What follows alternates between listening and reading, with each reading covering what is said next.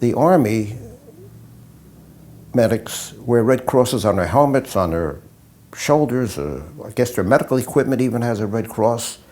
Well, that's the Army way of doing things. The Marine Corps way is different. And by the way, they don't arm their medics in the Army. Well, the Marine Corps, in their wisdom, thank God, arms their corpsmen. And corpsmen like myself went through all of the small arms training. I took mine at the infantry training regiment at Camp Lejeune is where I took mine. You become proficient with all of the small arms. And the reason they don't put a red cross on you is because the red cross became only a target for the Japanese gunners. We never could understand why the Army did it differently, but they did. Yeah, we have what we call a Unit 3. It's a canvas bag that you could, if you want, fix it to a belt, but it's easier just to sling it over your shoulder.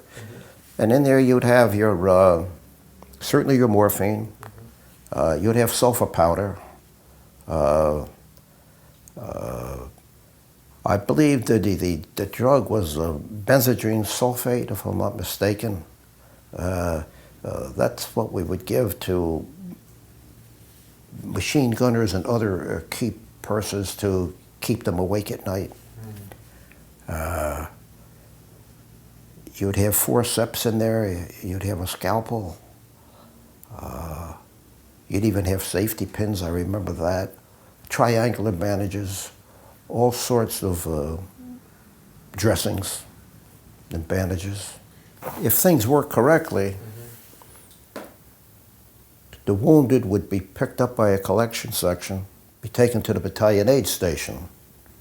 Then from the battalion aid station to the field hospital. And at the field hospital, if work had to be done on them, it would be done there. Or perhaps from there it would be immediate evacuation. Now, when I say immediate, I don't, right away. And evacuation at Iwo Jima, certainly on the first day, was impossible.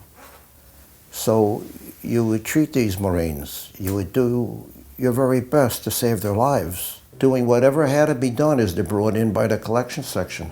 Hooking up, as you'll see in that photograph, I've hooked up blood plasma, and now I'm not exactly sure, but in that photograph I'm either checking the man's jugular vein or I may be checking his dog tag for information, I'm not exactly sure. And then hopefully you'd get them out of the BAS into the field hospital. And what was the battalion aid station? It was nothing but a huge shell hole.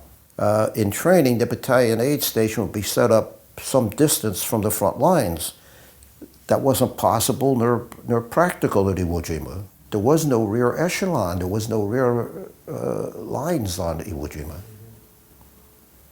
Different than any other battle. Well, in the battalion aid station, you would have your battalion surgeon.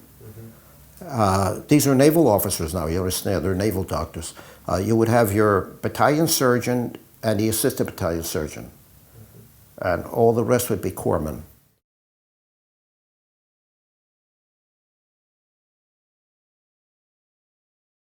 Bleeding very badly, right? Tourniquet, okay, to stop the bleeding. Sulfur to put on the wound. Bandage to cover the wound. Morphine from a morphine syringe, okay? Now, you've done what you can for him. You've made out your casualty tag. On his forehead, you will put, we have markers, on his forehead, you will put a T to show that there's a tourniquet on him. You'll put an M to show that he's been given morphine.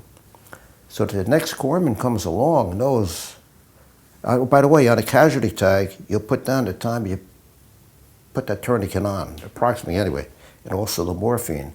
So the next corpsman that comes along knows what he's dealing with, how long that tourniquet's been on. If it's not loosened, after a few minutes, you're going to lose the limb. And the morphine, of course, is to let the corpsman know that he's been given the morphine. You can't give him another one right away. You've got to remember, in many, many cases, these bodies are just torn apart. And even as you're giving them medical aid, you know that you're not saving their lives. You know they're going to die on you. But you do the best you can. The fact that they die later, that's the worst part of it. Because they just died because of the fact they could not be evacuated.